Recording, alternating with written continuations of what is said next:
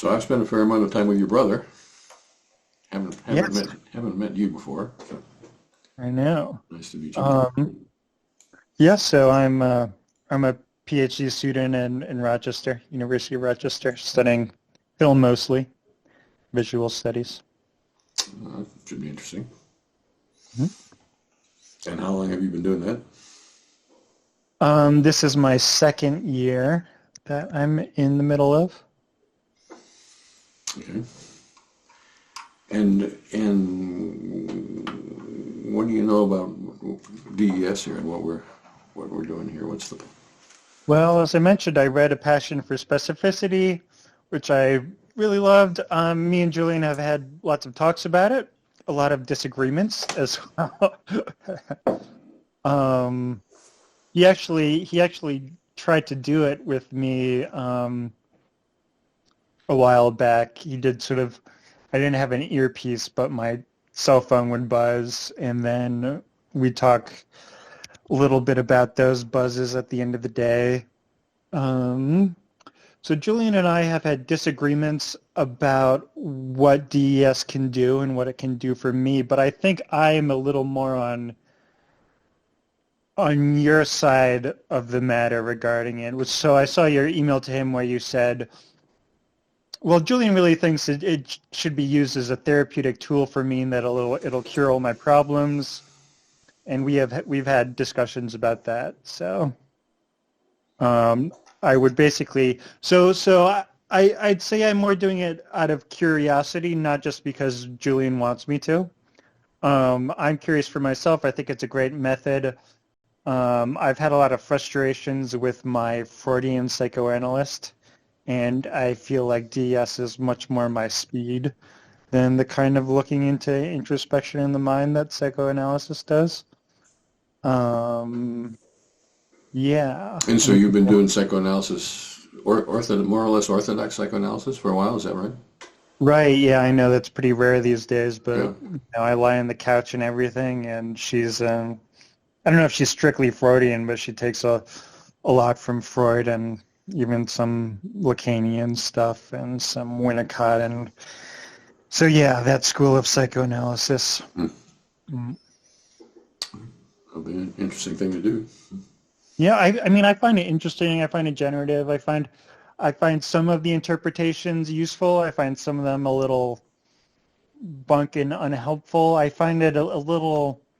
It sort of turns my thought. It sort of like latches on to the areas of what I'm thinking that can sort of be applied to this existing structure, which is, what Freud looks at, and I find it a lot of times unsatisfying into getting into the details of what exactly my thought is and looking at again the specificity of it. So those are things that I think I appreciate the DES method for just for saying, okay, what are your thoughts at this given moment? So I think that is basically what DS is about, not as long as we're using thoughts in a pretty broad term, broad sense. What is your experience, whatever that might be at the moment of the beep? Mm, So if we were to work together, I would say I would be doing it A because I told Julian I would do it,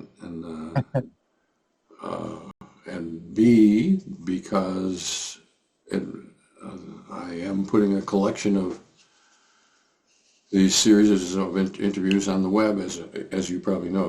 Have you browsed through my website of? I've seen some of the recordings he's done with some of the other. I mean, I don't think I've watched the full ones, but he's talked about them, and I've seen some little clips of them with some of the other subjects. Or do you call them subjects? Or? I generally call them participants because the APA forces me to call them participants. Okay, yeah. Subjects is probably a better term, but don't really want to get into the fight with APA about it. So I call them participants. Um, The so at any rate, what I would say is that if we were to engage in this kind of an endeavor, I would say there would at least be the possibility that we would want to put those onto the web, and we wouldn't do that until you thought that was a good idea, and I thought it was a good idea, and we both we both together thought it was a good idea, each individually and both together. But that should be, we should think of it as at least a possibility that somewhere down the road we might want to. Yeah, I'm open to that. So I know, yeah, I'm generally open to putting everything online. I know you talk about how people can redact certain of their thoughts in DES. Right. They don't want to tell them to you. They just say, I don't want to tell you that. Right. So would there be the possibility of redacting parts of the recording and just saying, I'll tell you, but I don't want to record this? Yes. Or I don't want to. Yes. So I think inner experience is by nature entirely private. It belongs to you. It doesn't belong to anybody else. It doesn't belong to me. It doesn't belong to the internet world until such time as you think it's a good idea for somebody else to have a look at it. And so, yes, you should have as much control over that as you would like to have. So at the moment of describing an experience, you can say, I don't want to talk about this. Mm-hmm. Or after we have recorded something, you could say, so that would be the first level, I don't want to talk about it at all. The second would be, I'm happy to talk about it, but I don't want to record it. And the third level would be, we've recorded it, and now that I see what I've said, now that I have a chance to reflect on what it is that I have said, I don't think it should be out there. And so we can erase it at that point. Right. And the fourth level would be, now that I've been engaged in this entire procedure, I don't think it was a good idea for me to have any of it out there. That would be a part of the deal, part of the agreement as well. So the agreement would basically be, you would have control at whatever level you thought was appropriate, which might be fine. You can do the whole thing, whatever. Or it might be nothing, or it might be somewhere in between. Yeah, that sounds good to me. I mean, there are certain types of thoughts that I have that I would probably want to redact, and curious to see how much of that we pick up in the moment. Okay. I wouldn't say it's a I think there'll still be plenty of material that's postable. Well, I don't have any way of knowing any of that. So, but what I do think is, I think we shouldn't require you to make a determination about that now. I think right. I'm not a believer in things like consent forms or whatever, because I think you don't have a way of knowing what's going to happen, and how you should consent to that is not a good idea. So. Right. I think consent, from my point of view, ought to be a sort of a living document, and revocable and updatable and considerationable, whatever, however you want to put that. Basically, two adult people coming together and saying, well, I think this is how it ought to be, and we can talk about it and debate it and discuss it and whatever. But ultimately, you would have 51% of the vote of anything made public about this procedure. Okay, yeah, sounds good. And then the other thing that would be of value to me, it would be, I have a graduate student, and the graduate student would profit from interview practice, so I would envision this as being sort of a tag team joint interviews between her name is Amber, and me and you, and we would together be asking the questions, and she would have the same privacy constraints on her that I would have. Yeah, I'm happy for her to be joining us. I think in general it doesn't particularly matter, because I'm going to be there, and I'm going to be trying to make sure that the questions get asked the way I think they ought to be asked. But there's advantage in having different points of view, and she would have a different point of view. Right. So I haven't talked to her about it, so we'll have to I will talk to her, and she said she might say, well, I don't want to have anything to do with it or whatever. We can figure that out and go forwards. Okay, sounds good. And assuming that we're going to agree to do this, when did you have in mind? What you have a time frame? Well, you do daily interviews, right? Or Depends on the person, depends on the situation. Sometimes they're daily, sometimes they're weekly, sometimes they're twice a week. Well, what were your expectations and hope for this one? Or I don't have much. it's up to me. Yeah. Well, I have pretty wide open availability right now, so as soon as possible to start. I don't, pretty soon, courses are going to start up again for me, so I'll be busier, of course, but I feel like I can maybe do at least most days. Let me see. Maybe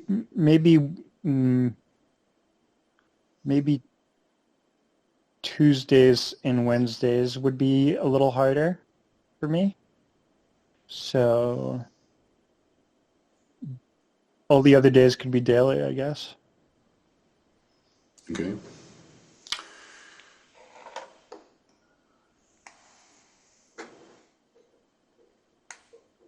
Well, there's the issue of the beeper. I would have to get you a beeper. Or we could try using an iPhone as a beeper. That would be faster, but not quite as good. iPhone systems have changed or whatever. I'm willing to try the beeper.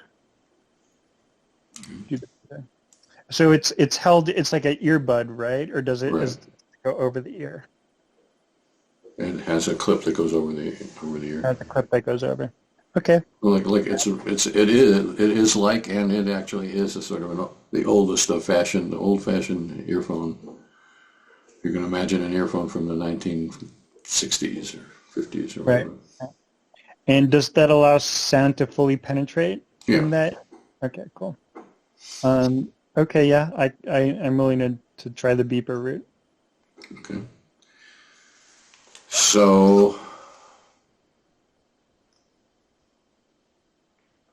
what I would say is you're in Rochester, so this is Monday. It's going to take half a week or so to get you a beeper. Right. So we could think about next week.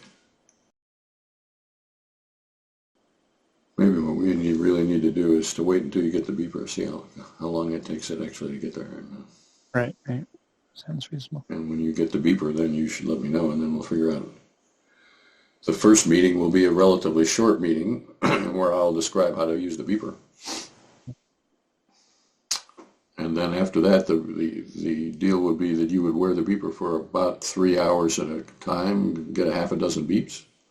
And it generally takes, I'll set the beeper to give a beep on the average every half an hour, but it's a random beeper and it makes up its own mind. Right. So it could be longer than 3 hours, a little shorter than 3 hours, depending on whether the beeper decides to give you long intervals or short intervals. But the object is to get about 6 beeps, and then for us to have a conversation about those beeps, for you to jot down notes about each beep when it occurs. I'll send you a notebook about that as well, for that. And then for us to talk about each one of those beeps within 24 hours of the time that you sample. Right. And then at the end of the first interview like that, then we'll decide whether we want to do it again and proceed from that. Okay, sounds good. And I would say it might be a good idea for you to, if you haven't already somewhere, jot down some notes about what you think your experience is like. But I don't particularly want to see those notes. I don't particularly care. And and I will be trying to talk you out of any presuppositions that you might have about that. So whatever it is that you write down would be not expected to find it, not expected not to find it, but to be neutral about that. And so I wouldn't want you to spend much care or time about writing those things down. Just jot down what you think, so that 6 weeks from now, or 6 months from now, or 6 years from now, you can remember what you thought. Right. But How much inner speech and nod and. if you've been doing the psychoanalysis thing for a while, you probably have a pretty good idea what the. Well, well, who knows about that? I don't even. So, anything else that we should be talking about today? Not so much on my end. I take it you mostly want to learn about people through their thoughts. So, I mean. So I would say what my goal in these projects are, I would say I think people are different from each other. Mm.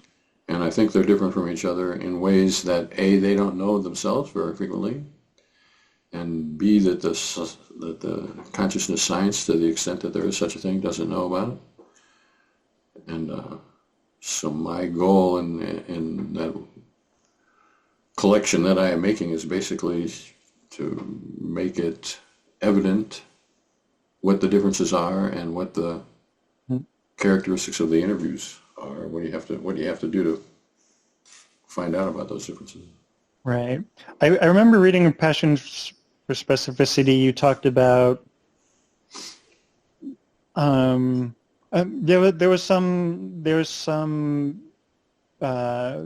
subject you had who would like black out from rage or something, and like you described his situation in sort of broader strokes. Do you care about knowing what people's broad strokes self-diagnoses problems are before doing the interviews, or is that something you just want to learn as we go? Because I could fill you in on the things that I believe I experience, or the certain pains that I have been diagnosed or self-diagnosed with, etc. But if you'd rather just learn about that through the beeps. So I guess there would be a choice to be made here. That was sort of the kind of thing that I had in mind when I suggested you jot it down, but maybe it would be better for you just to tell me. I myself, I think, am pretty good at forgetting most everything that people tell me, or not really forgetting it, but what I call bracketing it. I'm interested in it when they tell me what this is a general characteristic, but I've been around the block often enough to know that some people's general characterizations of themselves are quite accurate, and other people's are quite inaccurate. Mm-hmm. And it's interesting in the sort of a post hoc way to make sense of that. So if you'd like to tell me now, that would be fine. Or if you'd like to jot it down, that'd be fine too. Either way, whatever turns you on. Well, one thing Julian did when he did my beeps is I have these chronic pain conditions. I have a constant headache, and it's since developed, and now I have constant pain throughout my whole body. And so when he did the beeps with me, a lot of my thoughts weren't about my pain specifically. And then he pointed out to me, he's like, oh, a lot of your thoughts weren't about pain. That must mean you weren't actually feeling that pain at that moment.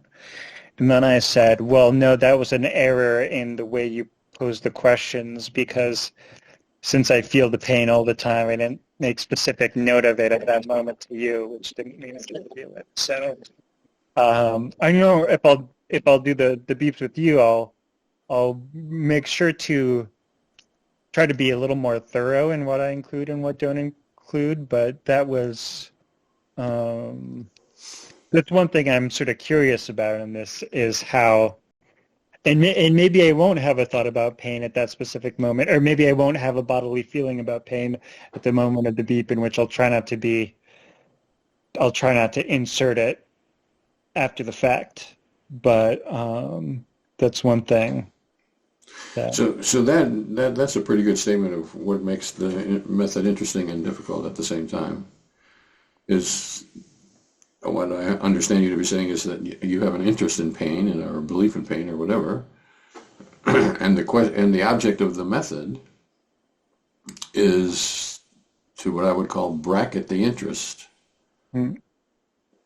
which is to say, it doesn't mean that I think that the interest is not correct or that I think the interest is correct. What I would invite us to do is, as you put it, not insert pain just because your self-concept or self-theory or Mm. general characterization, whatever you want to call that, has pain being as a frequent thing. If it is a frequent thing, we'll find it. If it's not a frequent thing, then we won't find it. And if it's somewhere in between, then maybe we'll find that too. Now, another thing I'm curious about is the types of mind-body distinctions you make in this, because I don't know if I know what separates thought from bodily feeling. So I presume that's something we'll work through in detail later. I think that's exactly what we'll work through. Yeah. And I would say, I think one has to work through those things, and I think one has to work through those things in the context of individual beeps. So I don't think it's very fruitful, I guess maybe you could say. I do not think it would be fruitful for us to try to figure out, well, exactly what is the distinction between thoughts and bodily feelings or whatever. Right. That is, I think, an impossible conversation to have in the abstract.